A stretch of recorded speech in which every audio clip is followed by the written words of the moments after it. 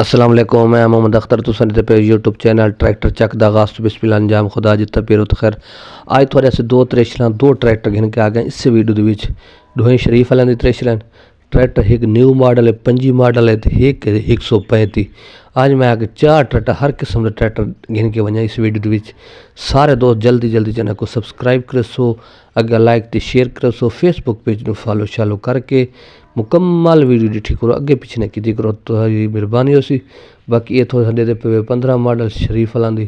कीमत थोड़ा सारी ना थोक चंगी लगे तो आ सकते कीमत बिल्कुल मुनासिब हो सी कीमत थोक दस देव कि इसकी डिमांड जी नाल इसकी हर त्रेशल नाल दसा कि इसकी डिमांड तकरीबन इस 2015 की 12 लाख डिमांड 11.5 की हेर फेर मशीन बढ़ वैसी 2015 मॉडल है डबल मशीन है 440 104 कटर है जेनुइन हालत है जी खूबसूरत थ्रेशर है तो देख गिनो कंडीशन थोड़े सामने आ गई है। इस तो बाद थोड़ा ऐसे गिन के आ गए 2011 मॉडल ये भी शरीफ वालों की 2011 मॉडल शरीफ वालों की बिल्कुल साफ तो सुथरी ये भी अच्छी कंडीशन के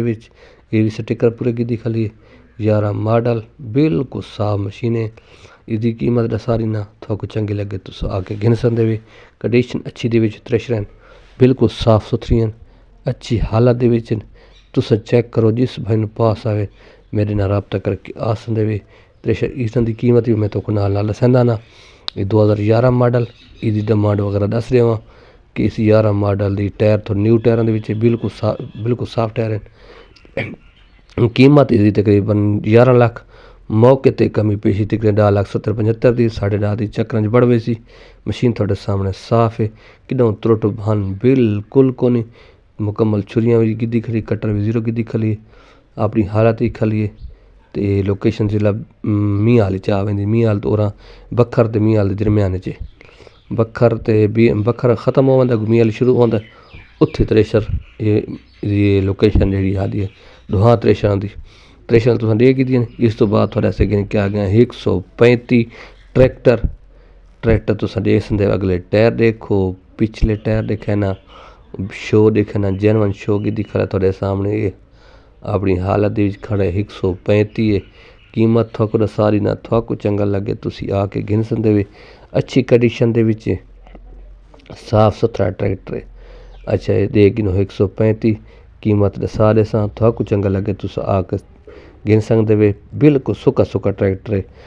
बिल्कुल कि त्रुट बन को नहीं हाँ डे टूप ताई हर चीज़ अपनी की दिखल है अपनी हालत जो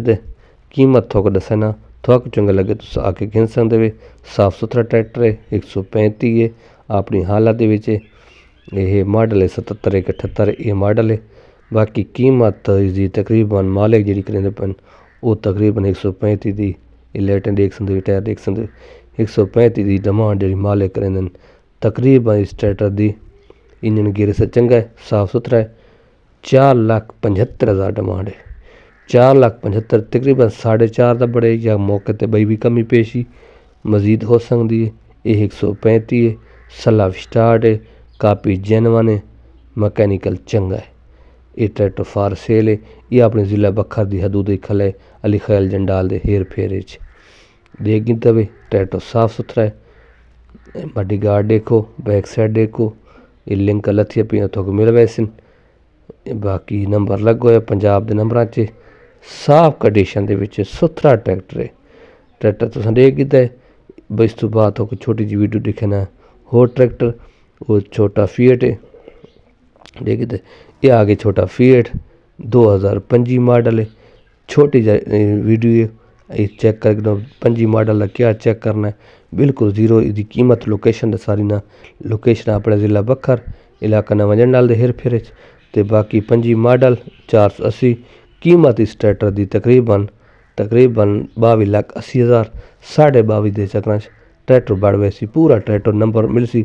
बायोमैट्रिक तो हर चीज़ को मिल वैसी। अल्लाह हाफिज़।